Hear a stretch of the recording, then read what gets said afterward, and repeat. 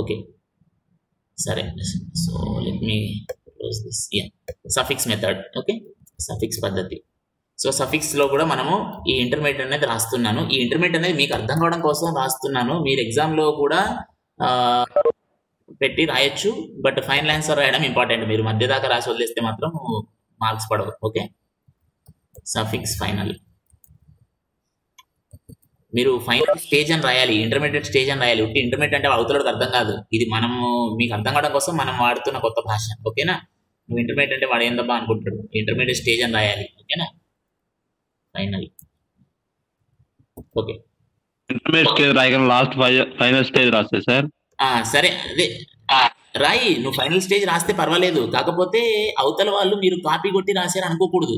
మనం చేసే పని అవతలడికి నమ్మశక్యంగా ఉండాలి. That's only main thing. ఓకేనా, నువ్వు డైరెక్ట్గా ఫస్ట్ ఈ ఆన్సర్ నుంచి ఈ ఆన్సర్ రాస్తే కూడా డిపెండ్స్. ఇప్పుడు అది 1 మార్క్ క్వశ్చన్ అనుకో, suppose objective type of question అనుకో, అప్పుడు నువ్వు డైరెక్ట్ ఆన్సర్ రాసినా సరిపోద్ది. ఇప్పుడు అదే వాడు 5 మార్కుల కింద అడిగాడు అనుకో, నువ్వు మరి డైరెక్ట్ ఆన్సర్ రాస్తే ఇంత బాగుండదు కదా. సో అట్లా నువ్వు ఆలోచించుకోవాలి. అంటే నువ్వు అక్కడ స్టెప్స్ రాయాలి. నేను ఎలా చెప్తున్నాను, మొదట ఇది చేసాము. అండ్ ఇంటర్మీడియట్ స్టెప్ లో కూడా ఒక ఇంటర్మీడియట్ స్టెప్ ఉండదు, కొన్ని సందర్భాల్లో చాలా ఇంటర్మీడియట్ స్టెప్స్ ఉంటాయి. సో అది మార్కులను బట్టి కూడా నువ్వు అప్పుడు ఊహించి ఇన్ని మార్కులు ఉన్నాయి, మరి దీని తగ్గట్టు న్యాయం చేయాలంటే నేను ఎంత రాయాలి అలా అని చెప్పి పేజీలు నింపాల్సిన అవసరం లేదు. అదొకటి తప్పు మళ్ళీ. సరేనా, కొంతమంది ఏమనుకుంటుంటే ఎక్కువ పేజీలు నింపితే ఎక్కువ మార్కులు వస్తాయి అంటే అది తప్పు. అట్లా కాదు, వీలైనంత స్పష్టంగా రాయాలి, క్లుప్తంగా కూడా రాయాలి. సరేనా, క్లుప్తంగా ఉండాలి, స్పష్టంగా ఉండాలి. అలా అని చెప్పి మరీ క్లుప్తంగా రాస్తే అవతలకి అర్థం కాకుండా ఉంటుంది. అలా కూడా ఉండకూడదు. అంటే కాపీ కొట్టారు అనుకుంటారు, అట్లా ఉండకూడదు మళ్ళీ.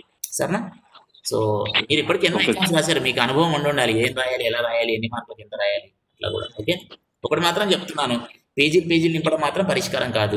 నింపి మార్కులు తెచ్చుకుందాం అనుకోవడం మాత్రం సరైన విధానం కాదు. ఓకే సరే, ఇక విషయానికి వచ్చేద్దాం. ఓకే, సో సఫిక్స్ మెథడ్ చూస్తే ఇప్పుడు ఇక్కడ ఏం చేయాలి, అవతల పెట్టాలి ఆపరేటర్ని. సో ఇప్పుడు మొదటి క్వశ్చన్ తీసుకుంటే మనము అన్నిటికన్నా లోపల బ్రాకెట్ ఇది కూడా ఆర్ ఆపరేషనే ఉంది. ఇక్కడ 2 ఆరే ఉన్నాయి, అంటే ఒక ఆర్ ఇంకొక ఆర్తో పోటీ పడుతోంది. కానీ ఏ ఆర్ని మొదట చేయాలి అంటే ఈ బీసీ మధ్యలో ఉన్నదాన్ని మొదట చేయాలి. ఎందుకు, అది ఒక పారాంథసిస్ మధ్యలో కూడా ఉంది. ఓకేనా, సో ఆ పారాంథసిస్ అనేది ఒక అదనపు బలం దానికి వచ్చి పడ్డది. కాబట్టి మనం ముందు బీకి సికి మధ్యలో ఉన్న చేయాలి. వాస్తవానికి ఆర్ ఆపరేటర్ 2 ఆరే కాబట్టి ఇక్కడ ప్రాధాన్యత అంటూ ఏమి ఉండదు, 2 ఆరే కదా. ఒక లెక్కన చెప్పాలంటే మనం మామూలుగా ఎడం వైపు నుంచి కుడివైపుకి చదువుతాం. మెషిన్ కూడా, అంటే కొన్ని మెషిన్స్ ఎడం వైపు నుంచి కుడివైపు చదువుతాయి, కొన్ని కుడివైపు నుంచి ఎడం వైపు చదివి అప్పుడప్పుడు ఉంటాయి కొన్నిసార్లు.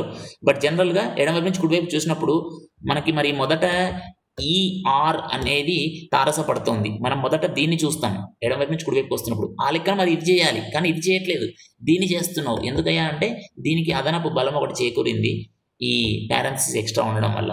అంటే మనం ఇంతమంది చెప్పుకున్నాం, నెంబరింగ్ ఇచ్చుకోవాలి. ఇది ఒక పారాంథసిస్ కాబట్టి దీని నెంబర్ 1, ఇది దీనికి 2 ఉన్నాయి కాబట్టి దీనికి నెంబర్ 2 వేస్తాం. సో హైయెస్ట్ నెంబర్ ఉన్నదాన్ని మొదట పని చేయాలి అట్లా. సరే, ఇప్పుడు దీన్ని ఎలా రాస్తాం చూద్దాం ఇంటర్మీడియట్ లెవెల్లో. ఓకేనా,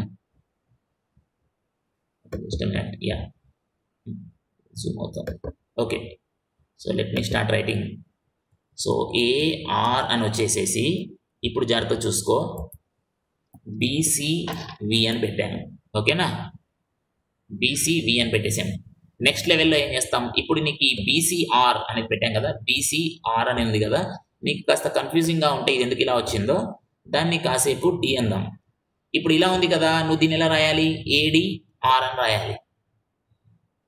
ఓకే, ఏడిఆర్ అని రాయాలి, అవతల రాయాలి కదా, ఆపరేటర్ని చివరికి రాసుకోవాలి. ఓకే, ఇప్పుడు డి అంటే ఏంటి మళ్ళీ గుర్తు తెచ్చుకో, అది ఇక్కడ రాసేసి అంతే, అది ఫైనల్ ఆన్సర్. డి అంటే ఏంటి అది గుర్తు తెచ్చుకో, అది ఫైనల్ ఆన్సర్. అట్లా అన్నమాట. ఓకేనా, so let us try to do for this. ఇప్పుడు రెండో దానికి ఎగ్జాంపుల్ చూద్దాం. ఓకే, సో ఇక్కడ ఇంతకుముందు మాట్లాడుకున్నట్టుగా మొట్టమొదట మనము ఇవ్వాల్సింది నెగేషన్ ఉంటే మొట్టమొదట ప్రాధాన్యత దానికి వస్తుంది. సో నీకు కన్ఫ్యూజింగ్గా ఉంటే కాసేపు దాన్ని డి అని పిలుచుకుందాం. ఓకేనా, ఇప్పుడు నెక్స్ట్ ఓకేనా, ఆ డి దగ్గర నెగేషన్ బి ఉందని గుర్తుపెట్టుకో, అంతే ఇంపార్టెంట్. నెక్స్ట్ ఇప్పుడు ఇలా ఉంది, ఆర్ ఉంది, అండ్ ఉంది, అండ్కి ప్రాధాన్యత ఇవ్వాలి. సో అండ్కి ప్రాధాన్యత ఇవ్వాలి కాబట్టి నీ ఇంటర్మీడియట్ లెవెల్లో నీకేమవుద్ది, ఇక్కడ క్వశ్చన్ ఏమవుద్ది, ఏఆర్ వచ్చేసేసి డిసి అండ్ అని వస్తుంది. ఓకే, డిసి అండ్ అని వస్తుంది. మరి డి అంటే ఎవరబ్బా, అండ్ ఓకే, నాట్ బి, అదొకటి గుర్తుపెట్టుకోవాలి. సో ఇంటర్మీడియట్ లెవెల్లో ఇలా ఉంది. ఓకే, నెక్స్ట్ లెవెల్కి వెళ్ళాలి. సో నెక్స్ట్ లెవెల్కి వెళ్ళేటప్పుడు ఏం చేస్తాం మనము, ఇగో ఇదంతా కలిపి సింగిల్ ఆపరాండ్, ఇదంతా కలిపి సింగిల్ ఆపరాండ్. ఓకే, సో దాన్ని కాసేపు నువ్వు సమ్ డి అని పెట్టుకుందాం. ఓకేనా, కొత్త డి ఇది, ఇప్పుడు పాతది వెళ్ళిపోయింది. ఓకే, ఒక్క నిమిషం. ఓకే, సో ఇదంతా కలిపి కొత్త డి, లేదంటే వేరే పేరు పెట్టుకో, ఎప్పుడు డీనే కాదు, ఇంకేదైనా వేరే పేరు పెట్టుకో. ఓకేనా, మళ్ళీ కన్ఫ్యూజ్ కాకుండా, సరేనా, లేదా బట్టి కొట్టే వ్యవహారం కాదు, సమ్ పి అని పిలుద్దాం దాన్ని. ఓకేనా, ఓకే, సో ఇప్పుడు ఇదేమవుతుంది, ఏపీఆర్ అవుతుంది. ఓకే, సఫిక్స్ కదా, చివరిలో రాయాలి. ఇప్పుడు పి అంటే ఎవరబ్బా, అది రాసేసుకుంటే సరిపోద్ది. ఓకే, అది అలా. ఓకే, అయితే ఇంకొక చిన్న విషయం ఉంది ఇక్కడ ఒక చిన్న విషయం ఉంది. ఒక్క నిమిషం చెప్తాను, ఒక్క నిమిషం ఆగండి, జస్ట్ ఒక్క నిమిషం. ఈ నాట్ ఆపరేటర్ని కూడా మనం మార్చాలి కొంత. ఒక్క నిమిషం, just let me go back. ఒక్క నిమిషం, ఇలా ఉండనియండి క్వశ్చన్. ఇక్కడ మనం ఒక చిన్న మార్పు చేయాలి. ఏంటో చేయాలి అంటే, ఈ నాట్ అనేది కూడా ఎడం వైపు ఉంది కదా, సి దాన్ని కూడా మనం కుడివైపు తీసుకెళ్ళిపోవాలి. ఓకే, సో దాన్ని కూడా కుడివైపు తీసుకెళ్ళాలి. So I will just open the book and I will show you, that is the best thing. Okay, ఒక్క నిమిషం, అంటే నాట్ ఉన్నప్పుడు ఏం చేయాలన్నది. ఓకేనా, so let us go to this table. మీరు ఈ టేబుల్ని బాగా ప్రాక్టీస్ చేయండి. ఓకేనా, మీరు సొంతంగా, అంటే ఇప్పుడు చెప్తున్న నాలెడ్జ్ యూజ్ చేసుకొని మీరు సొంతంగా ప్రాక్టీస్ చేసుకోండి. ఓకేనా, for example let us take say this thing. ఓకేనా, సో ఇది కనుక తీసుకుంటే మొట్టమొదటి ఏం చేసాను చూద్దాం. ఇక్కడ అన్నిటికన్నా ఎక్కువ ప్రాధాన్యత ఎవరికి వస్తుంది, నాట్కి వస్తుంది అని చెప్పుకున్నాం. సో నాట్కి వచ్చి, అంటే నాట్ సి సంగతి చూడాలి. ఓకే, సో దీన్ని ఎలా రాసుకున్నాం మనము, ఆపరేట్ సఫిక్స్ అన్నాం కాబట్టి ఈ ఆపరేటర్ కుడివైపుకి వెళ్ళిపోవాలి, అంటే సి తర్వాత ఇది రాసుకోవాలి. ఓకేనా, సో సేమ్ లాజిక్ మనం ఇప్పుడు మన క్వశ్చన్లో చేద్దాం. ఓకేనా, మన క్వశ్చన్లోకి వెళ్దాం. ఓకే, సో మన క్వశ్చన్కి వెళ్తే మొట్టమొదట మనం దీన్ని చేయాలి కదా. సో దీన్ని చేయాలంటే ఇగో ఇలా రాస్తా చూడండి, ఏఆర్ అక్కడ దాకా అలాగే ఉంది, ఇక్కడ మాత్రము బి నాట్ లాగా మారిపోయింది అది. ఓకే, సో అర్థం కావడం కోసం ఇలా పెడుతున్నా, ఇది ఇంటర్మీడియట్ లెవెల్ మాత్రమే. ఓకే, ఇక మిగిలిందంతా అలాగే ఉంది, నాట్ అండ్ సి. ఓకేనా, రైట్. ఓకే, అంటే ఇప్పుడు దీన్ని మనము సఫిక్స్ లాగా రాసుకున్నాం, అవతలకు వచ్చినట్టు రాసుకున్నాం.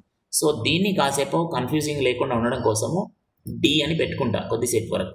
Okay, control X. ఓకే, దాని కాసేపు డి అని పెడతా. ఓకే, సో అప్పుడు ఏమవుతుంది నెక్స్ట్ లెవెల్లో. ఓకేనా, సో లెట్ మీ సే.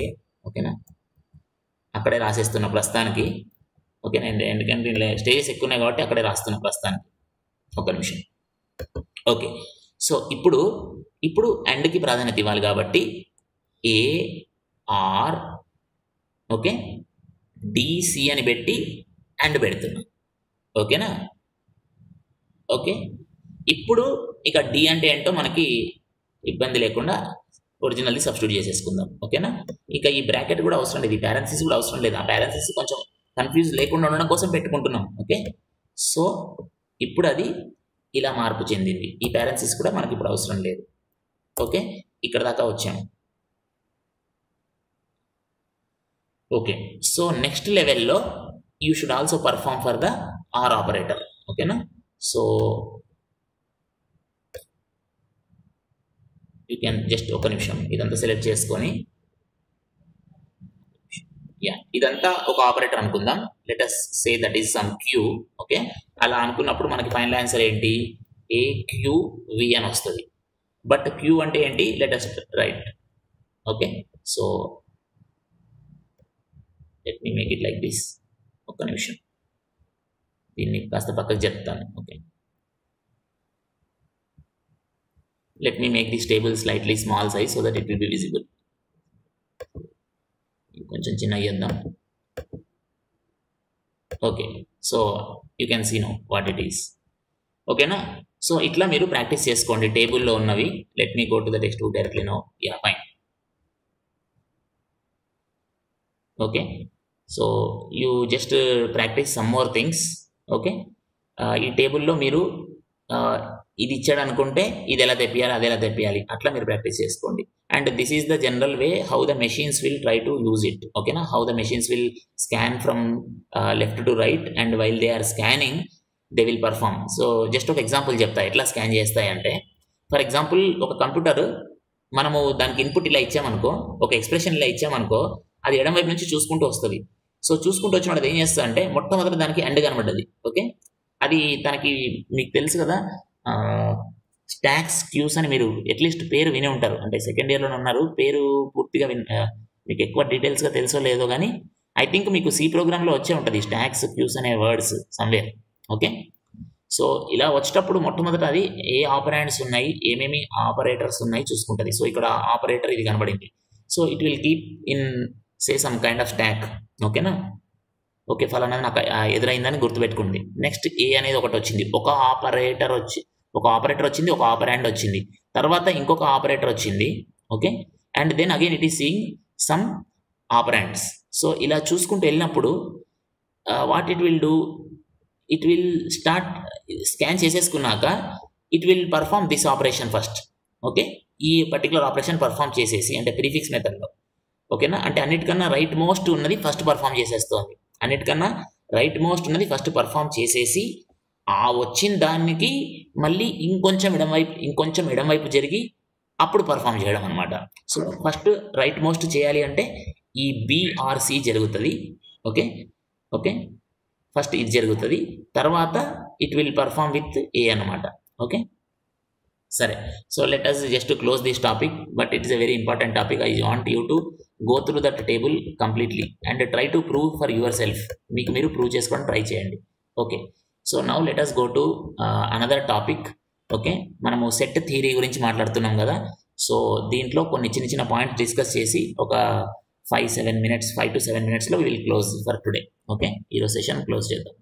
సో యా, సో నేను ఒక స్లైడ్ తీసుకొని అక్కడ రాస్తా బెస్ట్. ఓకేనా, let me open a slide. Yeah, ఇక్కడ రాస్తా చూడండి. Let me open this, let me open new file. Okay, సరే. ఇప్పుడు suppose you have a set A and you have set B. Okay, మనము ఇలా రాసామనుకో, దీన్ని A is subset of B అని చదువుతాం, మనకు మామూలుగా తెలుసు కదా.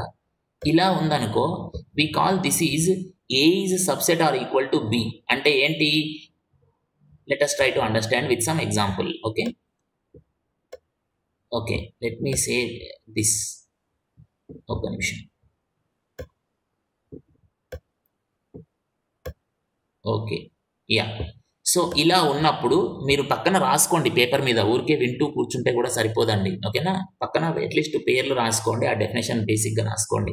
ఇలా ఉన్నప్పుడు మనం ఏమంటామంటే A is okay proper subset, A is proper subset of B అంటాం. అంటే ఏ అనేది పూర్తిగా బిలో కూడా ఉంది అని అర్థం. ప్రాపర్ సబ్సెట్, ఆ ప్రాపర్ అనే పదం వచ్చింది. ఇప్పుడు ఇలా ఉన్నప్పుడు A is subset or equal to B అన్నాం, A subset of or equal to B అన్నాం. అంటే ఇక్కడ ఏమవచ్చు, ఏలో ఉన్నవన్నీ బిలో ఉండొచ్చు అండ్ ఈక్వల్ అనేది కూడా ఉంది కాబట్టి బిలో ఉన్నవన్నీ కూడా ఏలో ఉండొచ్చు. అంటే దీనికి చిన్న తేడా ఏంటి అంటే, ఇక్కడ జనరల్గా ఏలో తక్కువ ఎలిమెంట్స్ ఉంటాయి, బిలో ఎక్కువ ఎలిమెంట్స్ ఉంటాయి జనరల్గా. ఇక్కడ there is a chance that both can have equal number of elements and same number of elements, same elements. ఉట్టి ఈక్వల్ నెంబర్ ఉంటే సరిపోదు. ఉదాహరణకి ఇక్కడ 1, 2 అనే ఎలిమెంట్స్ ఉన్నాయి అనుకుందాం. ఏలో 1, 2 అని ఒక 2 ఎలిమెంట్స్ ఉన్నాయి అనుకుందాం. ఇక్కడ 4, 5 ఓకే 7. ఓకే, ఇప్పుడు ఇక్కడ ఓవరాల్గా 2 ఎలిమెంట్స్ ఉన్నాయి, ఇక్కడ ఓవరాల్గా 3 ఎలిమెంట్స్ ఉన్నాయి. Now you cannot tell this is subset of this. అలా ఇక్కడ 2 ఉన్నాయి, ఇక్కడ 3 ఉన్నాయి, ఇక్కడ ఎక్కువ ఉన్నాయి కాబట్టి ఇది దీని సబ్సెట్ అనకూడదు. ఓకేనా, ఇక్కడ కూడా తప్పనిసరిగా ఆ 1, 2 అనేది నీకు కనబడాలి. ఓకే, కనబడాలి.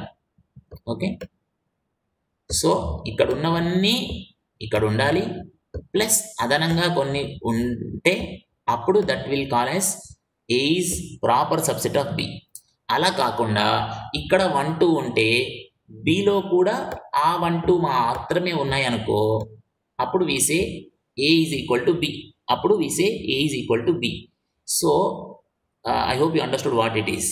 సో దీన్ని మనం ఇంకోలాగా ఎలా రాయొచ్చు అంటే, ఈ A is proper subset of బిని మనం ఇంకొకలాగా కూడా రాయొచ్చు. ఎలా రాయొచ్చు అంటే చూడండి, ఇప్పుడు రాస్తున్నాను. Is subset or equal to B A is subset or equal to B and అంటే let me put this shape, okay, and okay, A not equal to B,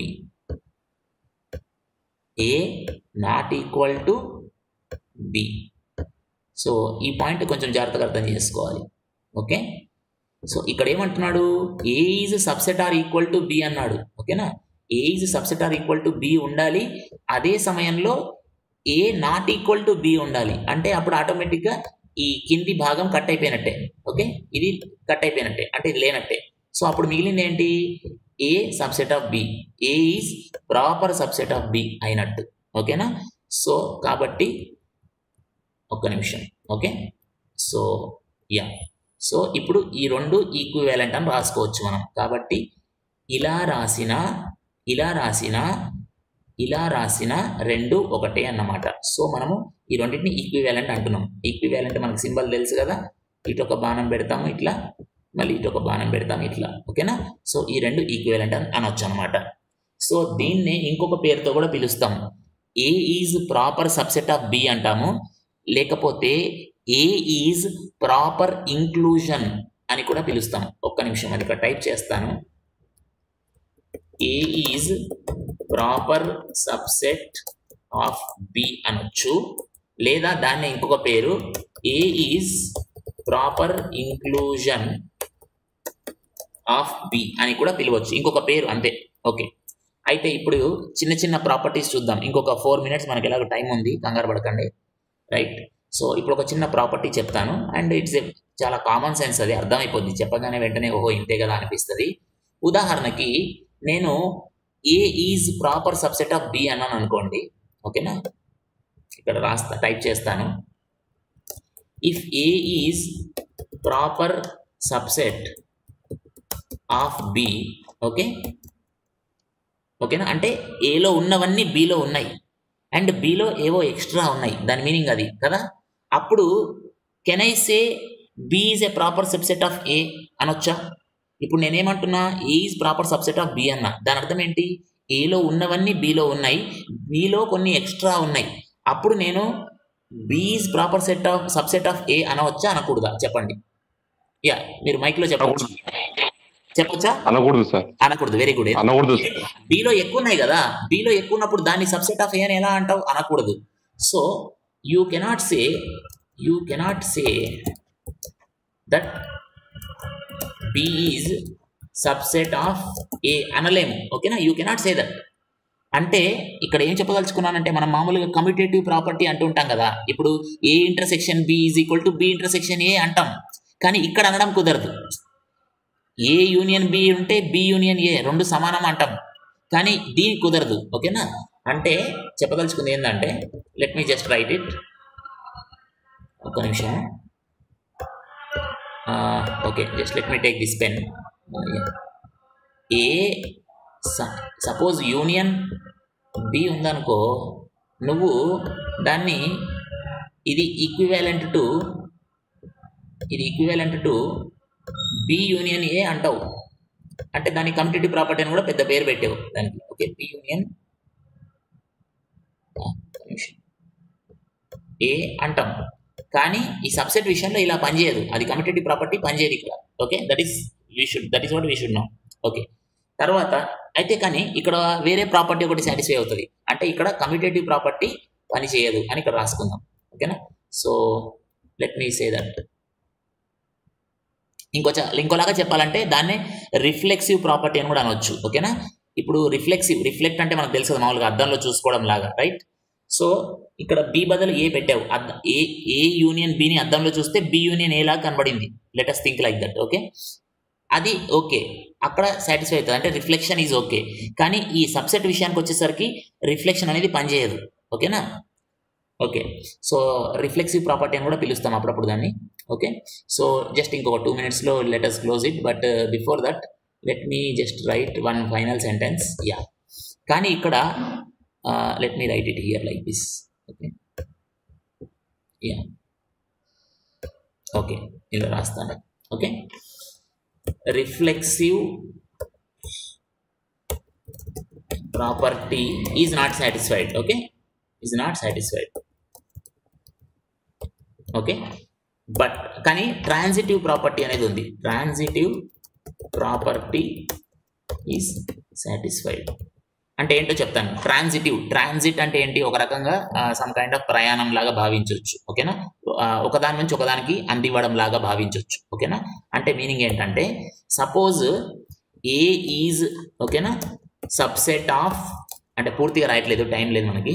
A is subset of B అనుకుందాం. Okay, అంటే proper subset. ఓకేనా, A is proper subset of B అనుకుందాం. Okay, proper subset of B.